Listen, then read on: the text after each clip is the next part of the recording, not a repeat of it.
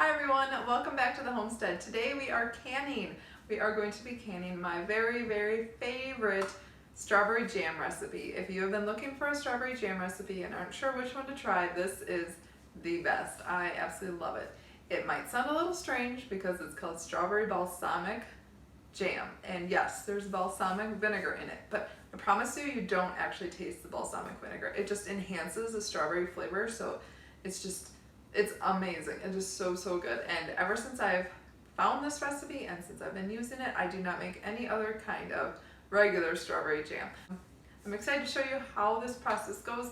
Canning jam is one of the easiest things to can. So if you are new to canning, start with jam. It's very easy and it's a really good confidence booster to get you going in your canning journey. Now, if you're new here, I would love it if you subscribed to my channel. I make videos on canning and homesteading life. And without further ado, let's get to canning. So first place I always start is here at the sink. I get the jars into hot water, hot soapy water, and they soak. Some people get their jars ready in different ways. That you can put them in the dishwasher on hot cycle and have them warm in the dishwasher. This is just what works best for me. I always have a sink full hot water, hot soapy water, and my jars just stay in there until it's ready. Until I am ready to fill them. Works for me. Some people keep them in the oven on like low in there just to keep the jars warm. I also have filled up my canner and it is sitting on the stove already.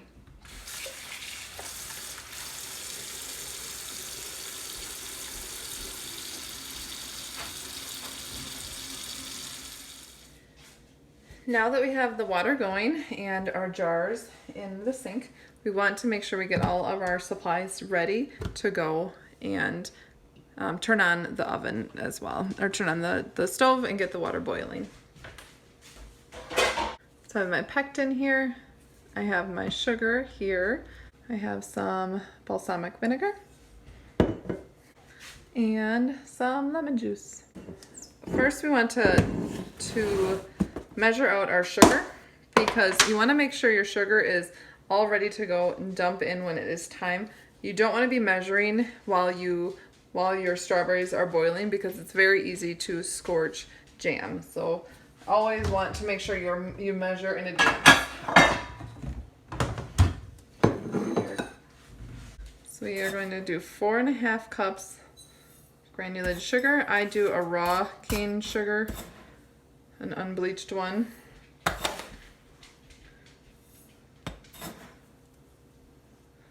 And yes, jam does require a lot of sugar, but it's not something that you eat a ton of.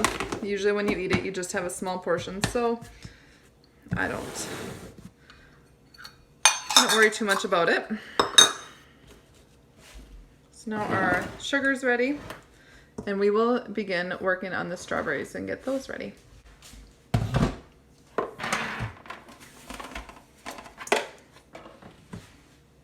I have my food processor here. I'm sorry the lighting is not that great today. It is kind of cloudy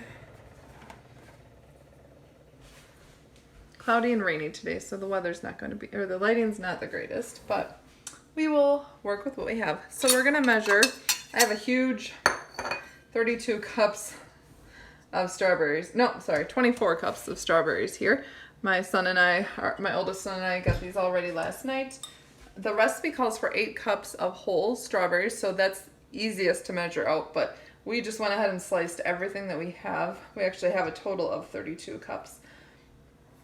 And so I will measure out about 6 cups of strawberries. You don't have to be super precise, but about 6 cups of sliced or about 8 cups of whole. That was 3, 4, 5, 6. And these strawberries are from our garden. I'm very excited. Last year was just a bad year for us for strawberries, but this year so far we're having a good crop, so very awesome. Now we just want to puree this.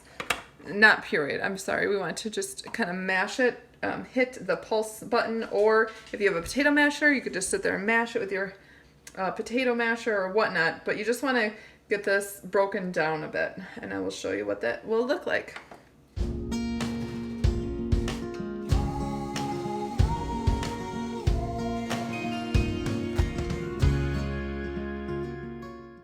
You might want to take something and just scrape down the sides a little bit to make sure you don't have any really big chunks in there. But just think about when you have jam, you know, you don't want giant chunks of fruit in there, but you don't want it to be completely pureed. You want some texture.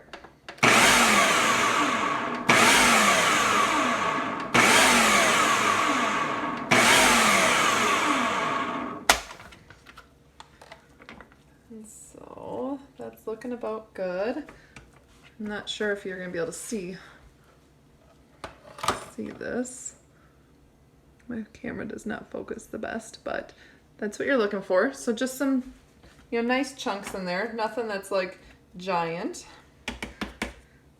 And then you'll want to measure out 5 cups of this puree. Now, if there's any extra, I mean, if you have just over 5 cups, go ahead and throw it in. Not a big deal. You don't have to be like super duper precise with it. Now I'm looking for 5 cups of puree. Or, I keep saying puree. No, you don't want it to be a puree. It's 5 cups of the crushed strawberries.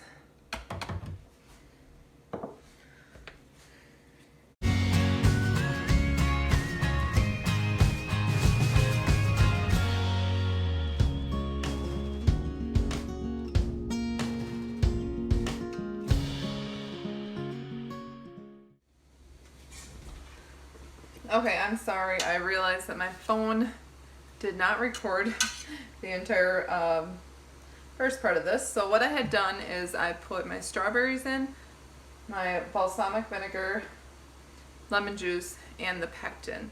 So, and then we add it all together, and now we're waiting for the strawberries to come to a full rolling boil, for the mixture to come to a rolling boil. And what I had said was you don't ever want to double or triple a jam or jelly recipe. It just will not work out. It's one of those things. Trust me, if you could, I would, because I like to make my life easier in any way possible. And if I could double or triple the recipe instead of making 3 or 4 individual ones, I definitely would, but you can't. Don't try it. So it just, for whatever reason, it does not work out the same. So right now we are just waiting for the full rolling boil to come. And it's starting to boil, so it shouldn't be too long. And a full rolling boil means a boil that you can't stir down. Once it starts boiling, you can stir it, and then it'll stop boiling, and that'll happen for a little bit, and then it'll get to a point where you can't stir it down. It'll just keep boiling. That is your full rolling boil. And again, you just really want to keep an eye on this because you don't want to scorch your jam at all. And my pot over here is going great. It is boiling away, so it is ready. My jars are all ready, and this should be done soon. Jam and jelly does not take very long to make. Okay guys, we are here. We are at a full rolling boil. It's actually spitting out a little bit into my sugar here, but I'm not sure if you can see it very well, but it is boiling, and even when I'm stirring, it is still boiling. So next we want to take all the sugar and dump it in, and this is where it's important to have your sugar already measured out, because if you were measuring, you would not be able to stir it as quickly, and you wouldn't want that to scorch on the bottom, because no matter how much you think you won't taste the burn taste, you will. I tried that with grape jelly once, and I thought, oh, it'll be fine, no one will taste it, and it was awful. It just ended up going to the pigs. It was a waste of time. So just trust me, measure it out. And now once all the sugar is added, you want to obviously make sure that's all stirred in, and then you are going to bring it back to a full rolling boil and stir it and boil it hard for 1 minute. And this is very important. This entire boiling process is very, very important to activate the pectin. Okay, so we are just about to the full rolling boil, and I realized again I'm having some technical issues with my phone, which is my camera, and it cut me off. So what I was saying is the pectin is what makes it thick, and so it's very important to do this whole process of boiling and stuff, and that activates the pectin. Now, if for some reason you do it all perfectly and it still does not come out, and it's runny, that is totally fine. If you go through the whole canning process and cool them down in your jars, your jelly is runny, don't worry. You can always just use that on pancakes or waffles or over ice cream. It is not lost. You might not have the perfect texture, and even if it's just a little bit runny, not as thick as you would like, that's okay. It's totally okay, and it happens all the time. I've had it happen many, many times, so don't be upset. All right, here we are. We are at a full rolling boil. It is boiling hard even though I am stirring it. So I'm just going to set my timer for 1 minute. It smells so good. Oh my goodness. Guess what? I don't smell vinegar. Okay, so I'm going to boil this and keep stirring for 1 minute, and then we will get to filling the jars.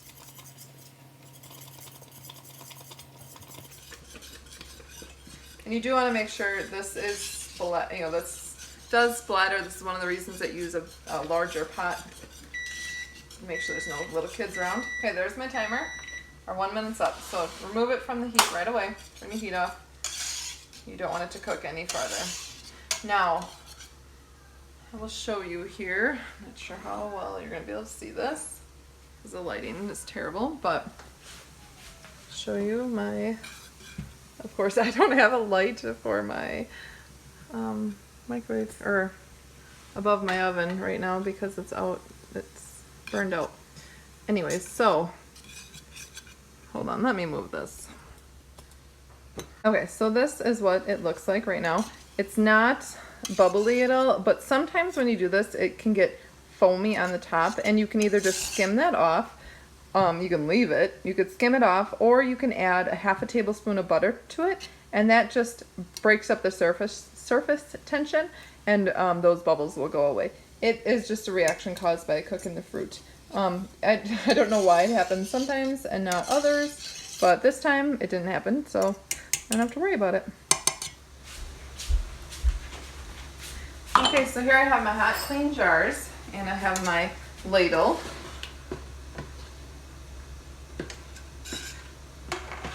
And I go ahead and ladle this in to a 1/4 inch headspace. Then you want to take a towel and wipe the rims down to make sure that there is nothing sticky. This is very important, especially with jelly, because if there's anything sticky under.